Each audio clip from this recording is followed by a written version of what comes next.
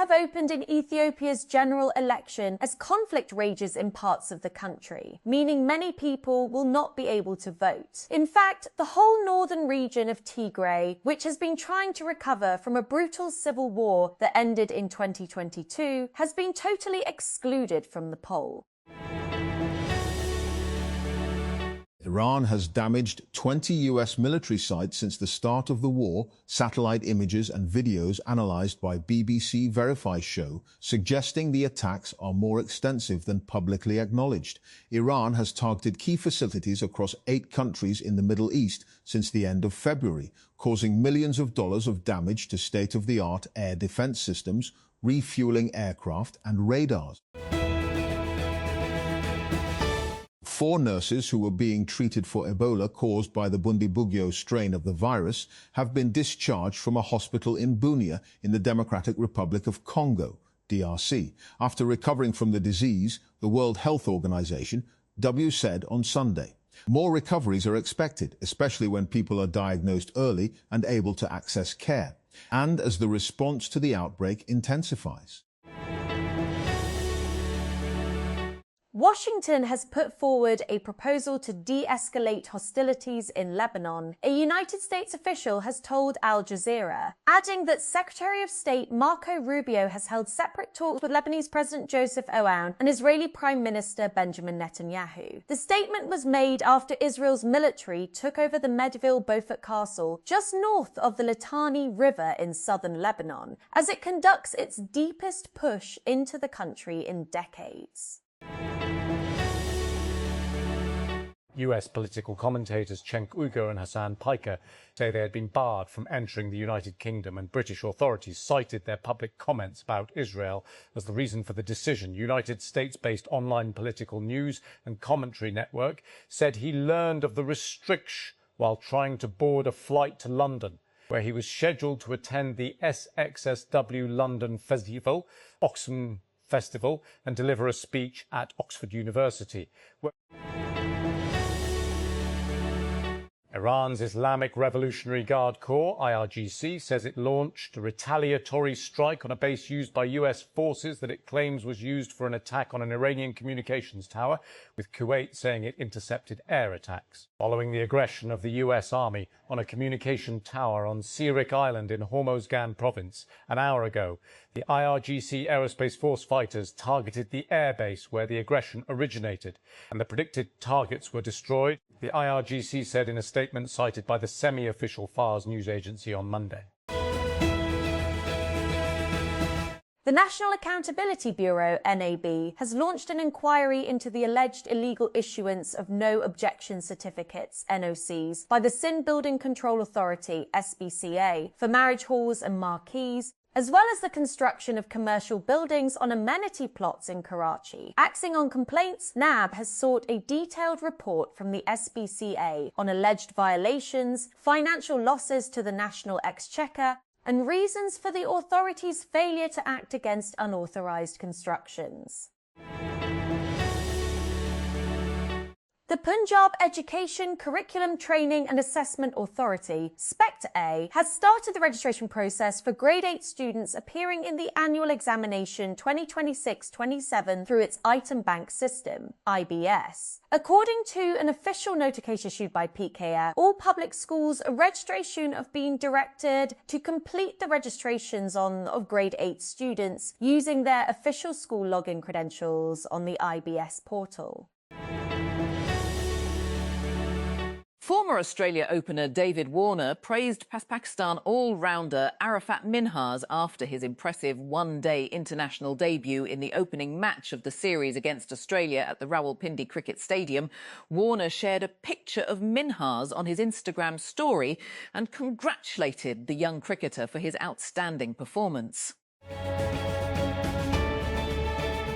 Nearly 50,000 students at Karachi University U are facing uncertainty as the teachers' boycott of semester examinations enters its 4th consecutive week, disrupting the academic calendar and delaying exams indefinitely. Pageant continues over the non-payment of teachers' dues related to evening classes, paper setting, exam supervision, marking, vigilance, house sealing and leave encashment.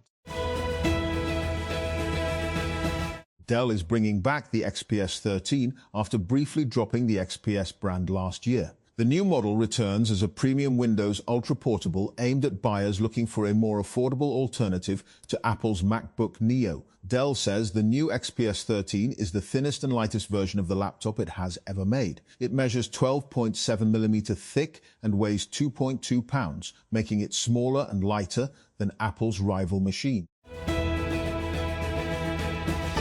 Malaysia has begun barring those aged under 16 from registering accounts on social media platforms. Its communications regulator said on Monday, as it boosts efforts to protect minors from exposure to harmful content online. The Southeast Asian nation joins a regulate access to online platforms amid mounting concerns over the impact of social media on children's health and safety. Veteran Indian playback singer Suman Kalyampur passed away in her Mumbai home on Sunday. She was 89 years old and had been unwell for a little over a month. Sumanji died at around 8 p.m. at her residence in Lokhandwala due to old age. She died peacefully. Over the last few days, she had been listening to her own songs. Mangala Kadilkar, who wrote the acclaimed Marathi biography Suman Sugandh on the singer, told the Press Trust of India.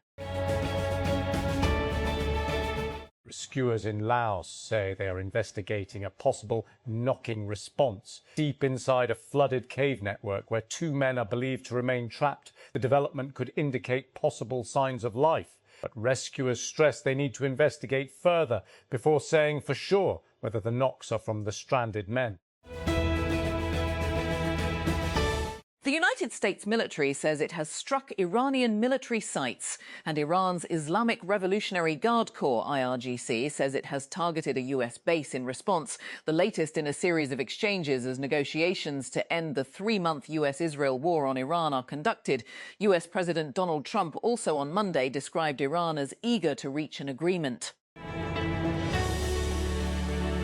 Punjab Sports Minister Malik Faisal Ayub Khokar has directed officials to prepare detailed proposals on fee structures and staff shortages at sports complexes across all tehsils of Rawalpindi division. The directions were issued during his visit to the Tehsil Sport Complex Dobi Ghat in Muri, where he reviewed the available facilities, administrative matters and existing infrastructure. Teenage boy has died of rabies in Karachi despite receiving anti-rabies vaccination 3 months earlier at a public sector hospital, raising serious concerns over post-bite treatment and follow-up care. According to Jinnah Postgraduate Medical Centre's JPMC Emergency Department in charge, Dr. Irfan Siddiqui, the 13-year-old was brought to the hospital on May 26 at around 11 a.m. The Pakistan Medical and Dental Council, PMDC, has introduced new regulations for students seeking admission to foreign medical colleges, tightening eligibility and registration requirements for overseas medical education. Under the new rules, students who have passed FSC in Pakistan must have secured at least 60% marks. They must also obtain at least 50% marks in the MD-CAT exam. Khyber Pakhtunkhwa KP government has launched summer camps in public and private schools across summer zone districts to help students recover learning losses caused by the temporary 4-day school week during the recent fuel crisis. According to guidelines issued by the Elementary and Secondary Education Department, the camps will run from June 1 to June 30, 2026. Students in grades 3 to 8 will attend classes from 7 a.m. to 9 a.m, focusing on English, Urdu, mathematics and general science. A major Indian tech startup, AI Plus, has been caught lying about its India-only smartphone claims. The startup, founded by former Realme CEO Madhav Sheth, claims to produce smartphones made entirely in India. Everything, including the software, hardware and even the apps, are claimed to be created in India. However, multiple YouTubers, including the highly popular content creator Merhos the Boss, have found these claims to be false. Karachi. The Karachi Traffic Police have announced that an e-challenge system for lane violations on Sharia Faisal will take effect from June 1 today under the Traffic Regulation and Citation System, TRACS. In a statement, Deputy Inspector General, Traffic Peer Mohammed Shah, said that under the notified lane management plan, commercial to use the two leftmost lanes, which have been two leftmost lanes, which have been reserved for their movement. Islamabad. The Islamabad High Court, IHC, on Monday adjourned the hearing of sentence suspension petitions filed by human rights lawyers Iman Zainab Mazari Hazir and Hadi Ali Chatho in the controversial social media posts case, as the Supreme Court directive to decide the pleas by May 26 remained unfulfilled. The Supreme Court directive was issued on May 12, more than 3 months after the husband-wife duo were sentenced in the case. They had subsequently filed petitions against their conviction in early February. Private airline South Air on Monday expressed its aim to launch flights connecting Khyber Pakhtunkhwa's Dera Ismail Khan and Chitral with the rest of the country. The plans were announced by South Air Chairman Kanwar Mohammed Tariq during his meeting with KP Governor Faisal Karim Kundi. Traffic police have started issuing e-challenge for lane violations on Sharia Faisal from today as part of efforts to improve traffic discipline on one of Karachi's busiest roads. According to a traffic police spokesperson, the system is currently being enforced only on Sharia Faisal in the initial phase. However, authorities plan to expand it to other major roads in the city in the future. Karachi is facing a fresh water supply setback after a power fault of 54 million gallons per day. MGD, the Karachi Water and Sewage Corporation, KWSC, said on Sunday. According to the utility, electricity supply to the northeast Karachi NEK pumping station was disrupted in the early hours of May 31 due to a fault in a main cable operated by K Electric.